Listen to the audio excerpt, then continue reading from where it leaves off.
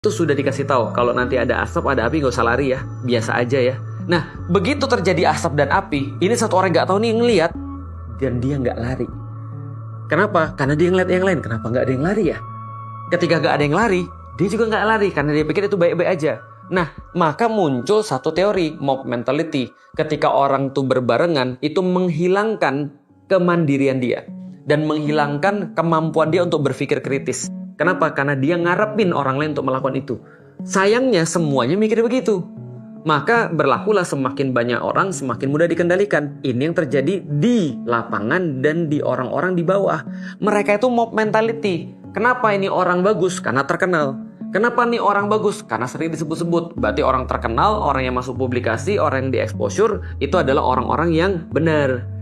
Itu adalah kiai, itu adalah karomah. Dan semakin banyak orang yang ngomong, semakin jadilah mitos itu. Balik lagi. Maka ini adalah masalah komunitas. Kenapa yang kayak gini-gini masih terjadi? Ya kita juga yang bikin. Kita yang bikin dia mendapatkan exposure, kita yang bikin dia mendapatkan panggung. Kita terus kemudian publikasikan terus. Orang-orang nggak ngelihat benar dan salahnya. Pokoknya sering muncul pasti benar. Itu ada yang terjadi. Maka kita lihat orang-orang ketika datang kemana-mana langsung disambut gitu kan ya. Itu kan juga terjadi pada Trump kan. Trump mau berbuat segila apapun, ya dia presiden. Nah, terus mau apa? Dia punya banyak orang ngikutin dia. Maka orang-orang bilang begini di dalam kepala dia, masa sih orang-orang ngikut semuanya salah? Masa sih semua orang ikut semuanya nggak ada yang mikir?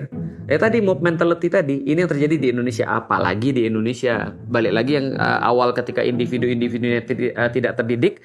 Ketika individu-individu tidak terdidik dan tidak punya berpikir kritis ngumpul, itu masalahnya bukan double, masalahnya kuadratik.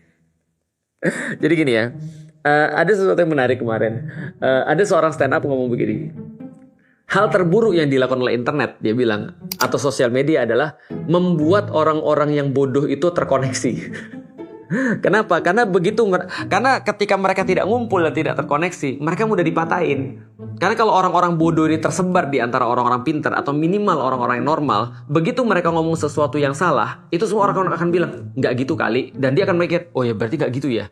Karena memang dia kayak sudah mendapatkan obat di situ, penawar di situ. Tapi begitu mereka ngumpul, mereka saling membenarkan.